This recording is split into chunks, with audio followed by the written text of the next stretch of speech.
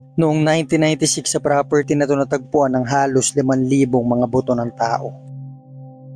Noong 2006, si Vicky at si Rob Graves ay naghahanap ng isang property sa isang probinsya sa Amerika. Dahil naisip nila nakakasawa ng tumira sa city na napakaraming usok, napakaraming tao at napakabilis ng buhay.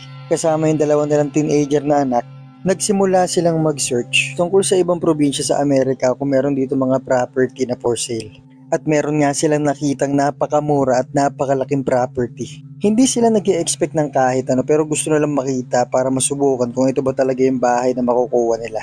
Hindi nila inaasahan na yun mismo yung nasa picture yung makukuha nilang property dahil napakababa ng presyo nito at napakalaki.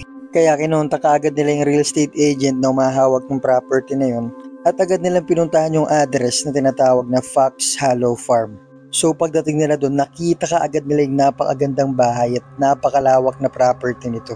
Nagsimula kaagad silang mag-ikot, ginaid sila ng real estate agent at yung dalawa nilang teenager na anak ay gustong gusto yung bahay.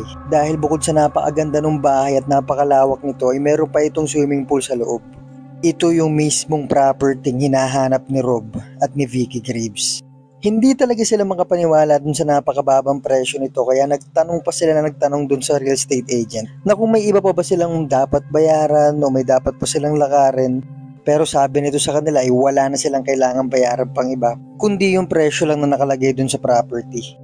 Pero sa pag-iikot nila Rob, hindi niya mapaliwanag yung nararamdaman niya kasi parang pamilyar sa kanila yung bahay na yun. Hanggang sa naalala ni Rob kung saan niya nakita tong bahay at property na to.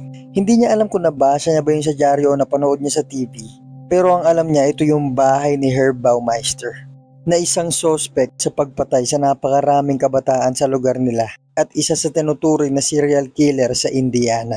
At tinanong nga nila yung real estate agent kung yun nga ba yung bahay ni Herb Baumeister na ito ba yung property na ginamit niya sa paglibing dun sa mga kabataang pinatay niya.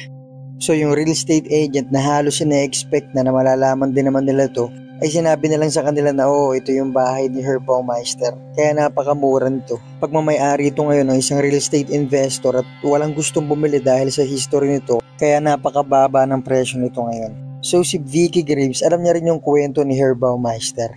Kaya nagdadalawang isip din siya na wag na lang bilhin tong property.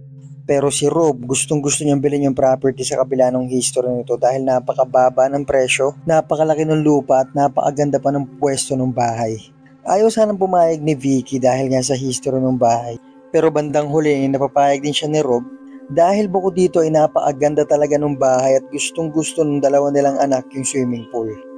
Makalipas lang ilang araw ay nagsimula na silang lumipat sa bahay nito.